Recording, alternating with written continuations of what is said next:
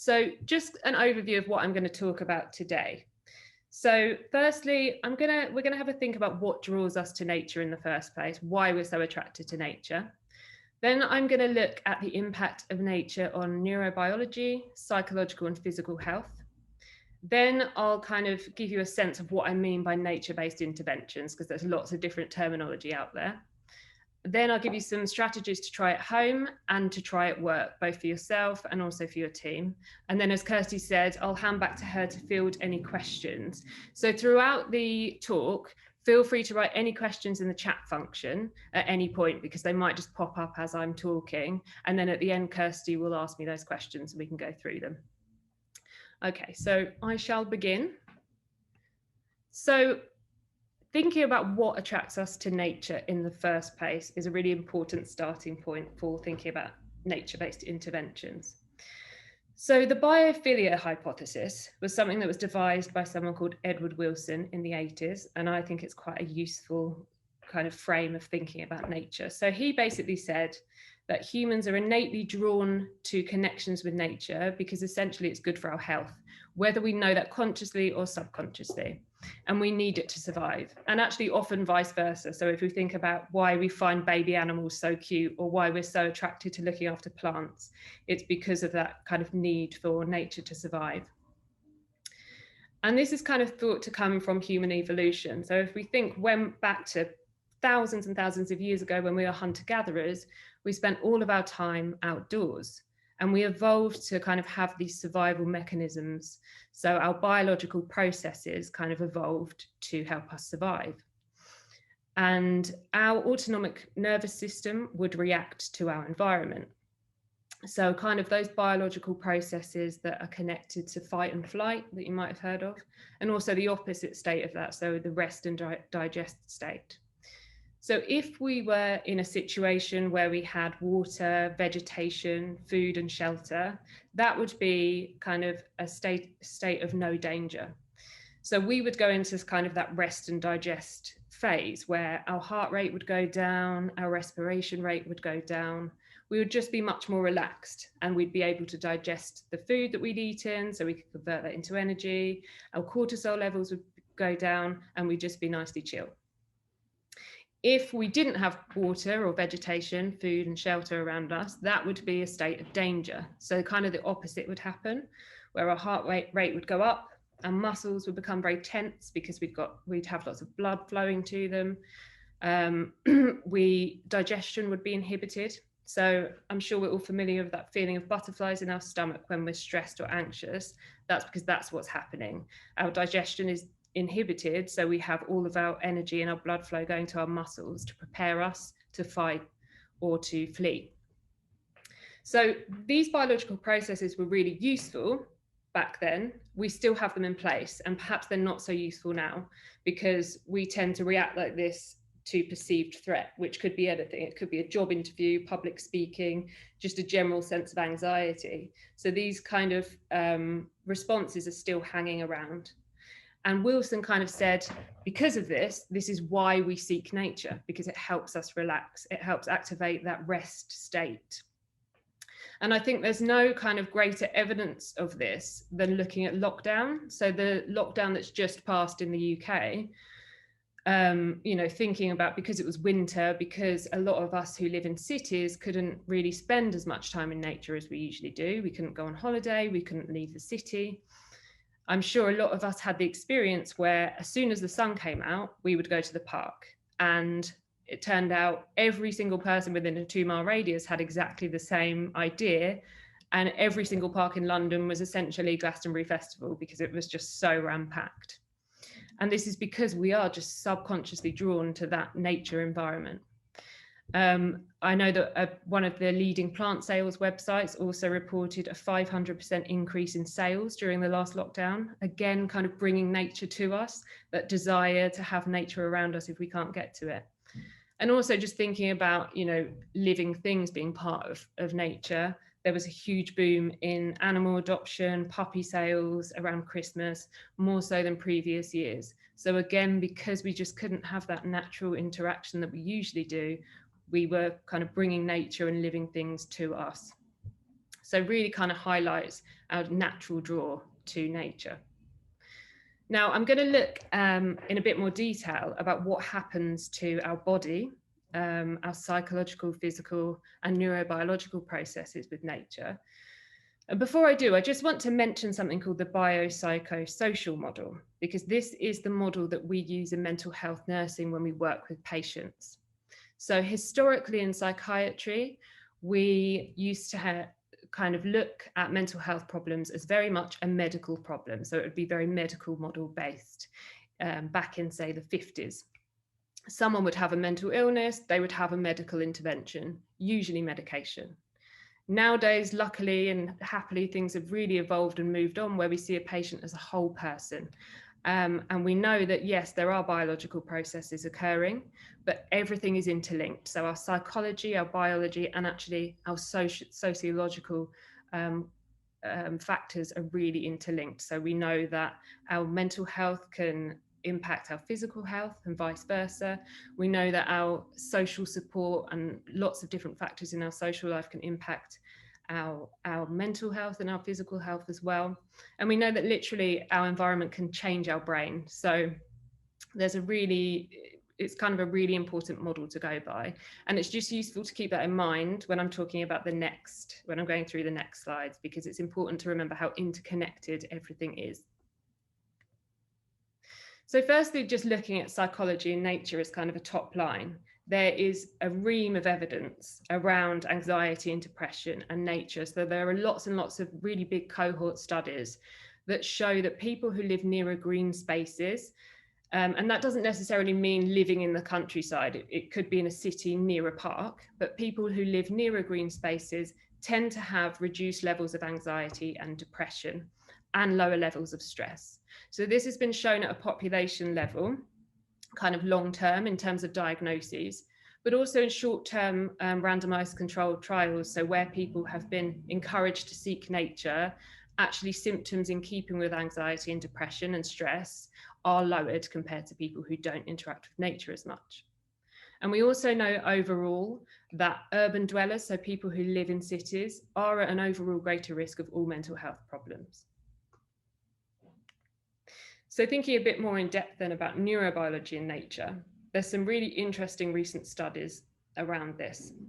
So there was one in 2015 that took a sample of participants, encouraged them to have nature walks of around 20 minutes a day. So this could be in a forest, in woods, or an urban park.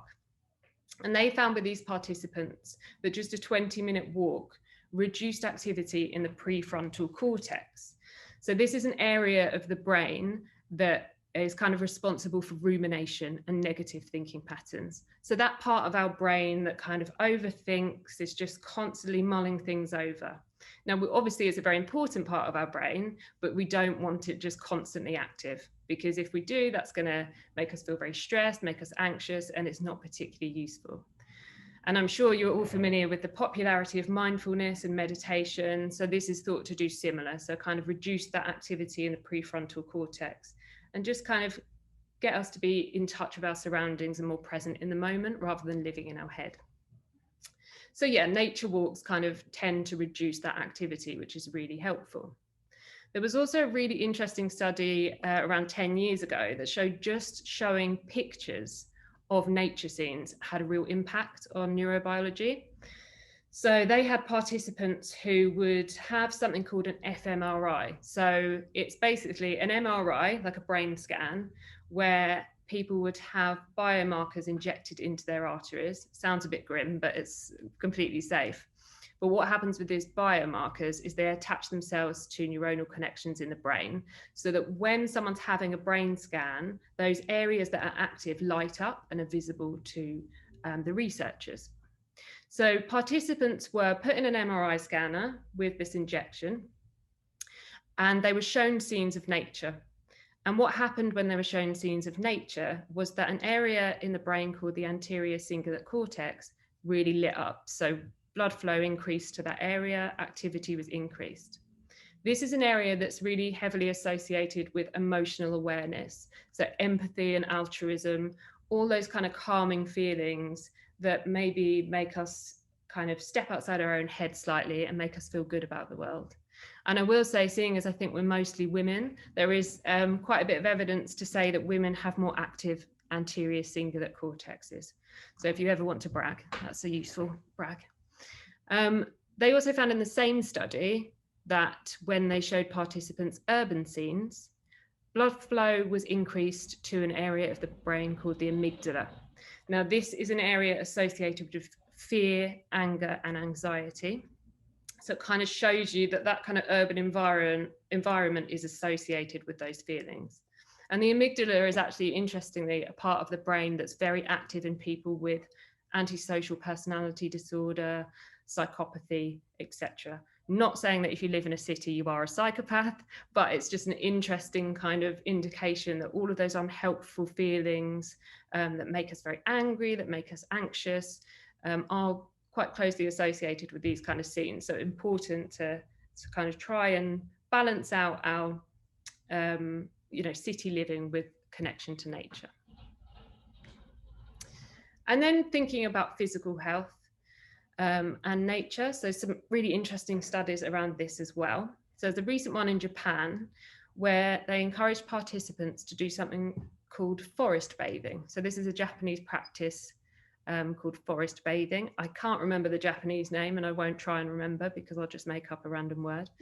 But essentially, what forest bathing is going to a forest or a nature environment and just really trying to be mindful in it. So not just going there and reading a book or listening to music and wandering around, but actually immersing yourself in the environment. So taking in the visual scenes, listening actively to the nature, taking in the smells, touching things, just really immersing yourself.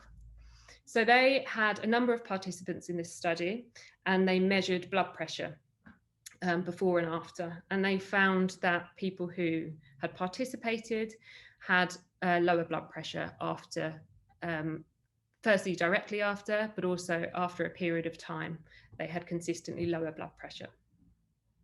There was also a study a couple of years ago in the US where researchers found that 20 minutes in nature, what they called a nature pill, led to a reduction in cortisol levels. So they would encourage people to go out for 20 minutes, either have a walk in a nature environment or sit down in a nature environment. And then they would measure cortisol levels in the saliva. And they were much lower after. So cortisol is what's known as the stress hormone. It's responsible for a lot of things. Chronic high levels of cortisol lead to lots of very poor health outcomes. So things like high blood pressure, things like cardiovascular disease, diabetes, depression, anxiety, etc. So cortisol is kind of responsible for lots of very bad things. And then it's no kind of surprise that also nature, spending time in nature is also associated with a reduction in the risk of cardiovascular disease. So again, thinking about that interconnectedness of our health and well-being, thinking back through the slides I've just gone through, how everything's connected. So cortisol, stress, anxiety, all of these things seem to be much more lowered if we're spending time in nature. So then thinking about nature-based interventions, what do I mean when I say this? So there's lots and lots of different terminology out there in the research. I kind of like the use of nature-based interventions because I think it's the most descriptive. In the NHS, we call it ecotherapy, but the reason I've chosen nature-based interventions is because ecotherapy is used as a prescription for health problems. But I would encourage people to use nature-based interventions as self-care, as a preventive approach, just in their general day-to-day lives. You don't have to wait until you have a health problem to use these kind of principles. So that's why I've made that differentiation, because ecotherapy is kind of prescribed. NBIs, you can use as a day-to-day thing. So nature-based interventions really are about focusing on exploring and appreciating the natural world. So basically spending a set amount of time in or with nature. So that could mean lots of different things to different people. As mentioned, in the NHS, ecotherapy is increasingly prescribed, not as often as it should be, I don't think, but it is increasing. You might have seen a news story recently where up in Manchester, I think it was last month, for the first time fishing was prescribed on the NHS. So the local mental health trust had teamed up with a local fishing charity, and they started prescribing fishing for people with anxiety and depression. So that would be really interesting to kind of see what the outcomes are. And ecotherapy is well known to show improvements for various conditions. So kind of unsurprising based on what I've gone through already, but things like cardiovascular disease to schizophrenia, to addiction issues, to improved symptoms and lower distress in dementia. There are loads of different health conditions that benefit from ecotherapy and nature-based intervention. And also, it really has a significant public health implication because it's so preventive.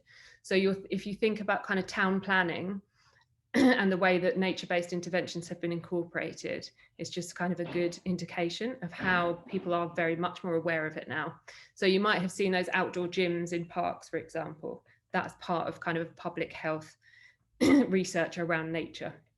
And also in terms of new builds, where people are building, big developments, they're making sure that they have green spaces because it's just much better for public health. So how to kind of incorporate nature-based interventions into your daily life then? So there are lots and lots of things to try at home. These are just a few examples. And obviously it really depends on your preferences. But you could try things like green exercise. So if you're someone who goes to the gym, you might want to try and mix it up a bit by doing some of your exercise outdoors. So that could be a run or a walk in a park. It could be using one of the outdoor gyms that I mentioned.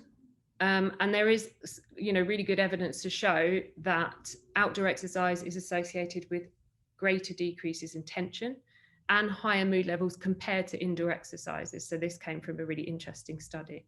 So obviously indoor exercise is still really good for us, but outdoor exercise just seems to give that kind of little extra boost. You might spend time with animals. So if you've got a pet yourself, just being a bit more mindful and having some dedicated time with that pet. If you don't have a pet and you like spending time with animals, I think things like city farms are starting to reopen. You might go there. You might, spend time with a friend's pet. Obviously, if you don't like animals, I wouldn't advise forcing yourself to spend time with an animal. It might be something like outdoor relaxation. So if you've got a garden or if you've got a park nearby, doing some outdoor yoga, meditation, or going for a mindful nature walk. So that kind of forest bathing practice that they use in Japan, making sure you're immersing yourself and being aware of your surroundings. So that could just be dedicating, your time to noticing things more. Or you could do something like nature photography, or setting yourself a challenge where you say to yourself, I'm going to try and spot 5 different birds or 5 different types of flower, something that's going to really help you to immerse yourself in nature. And then obviously, if you can't for whatever reason get outside, bringing nature to you is an option. So things like plants, if you've got a balcony or a garden, planting flowers, putting a bird feeder up, anything that can attract nature to you can also be really useful. So then thinking about nature-based interventions and work. So I'm very passionate that the workplace is an ideal environment really for promoting health and well-being. We spend a huge amount of our time at work. So it kind of does present us with a really good opportunity to make sure that the workplace is something that can really promote our well-being.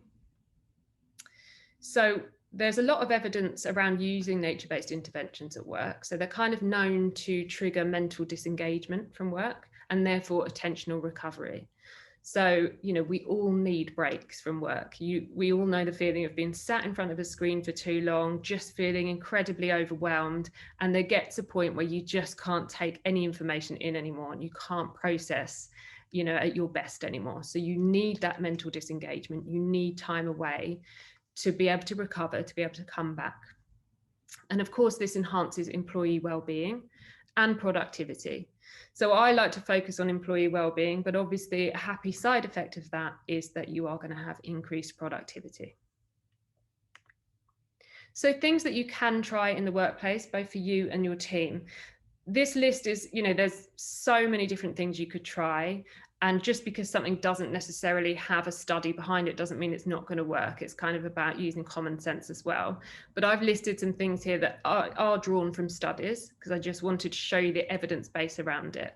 But obviously it really depends on your team and your preferences and what is kind of practicable for you to try. But just some examples.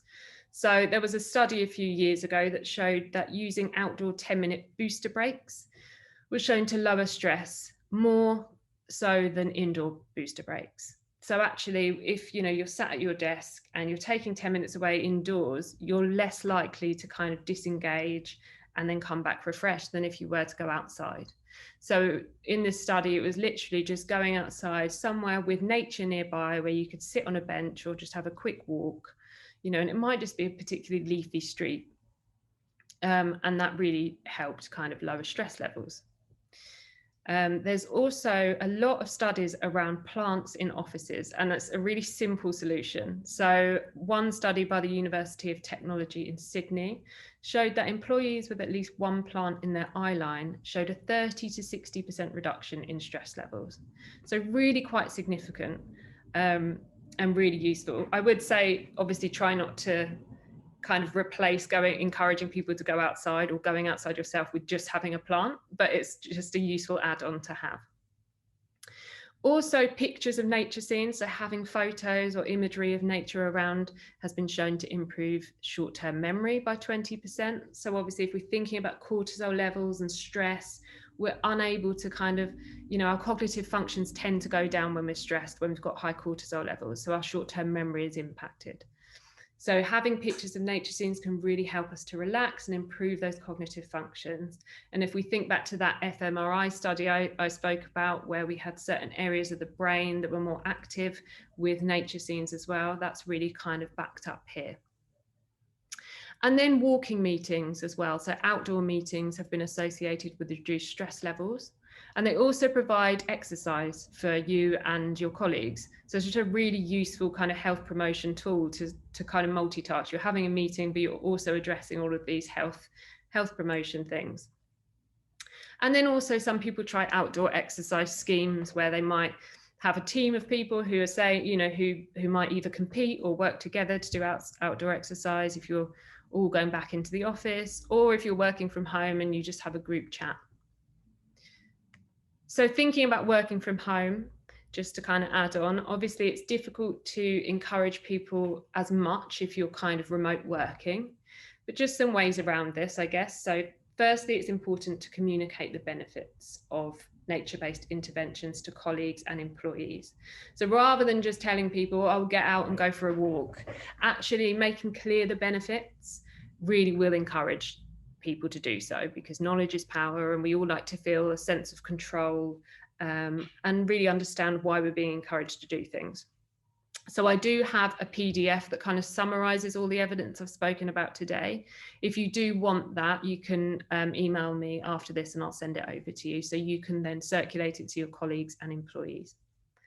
Another important point really is just to lead by example. So if you're encouraging employees to go out, get some fresh air, go for a walk, whatever it is, make sure you're doing it yourself. Again, uptake and retention of schemes like outdoor exercise schemes are really improved via dedicated channels on Teams communications tools like Slack. So you might have a channel that is the outdoor exercise group where you chat about what exercise you've done, you might share inspiration, or you might share a particular route or a particular exercise you did that day.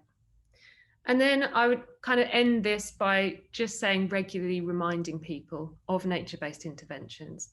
So it's really important to just remember that mental health awareness isn't just for this week, and nature-based interventions shouldn't just be for this week.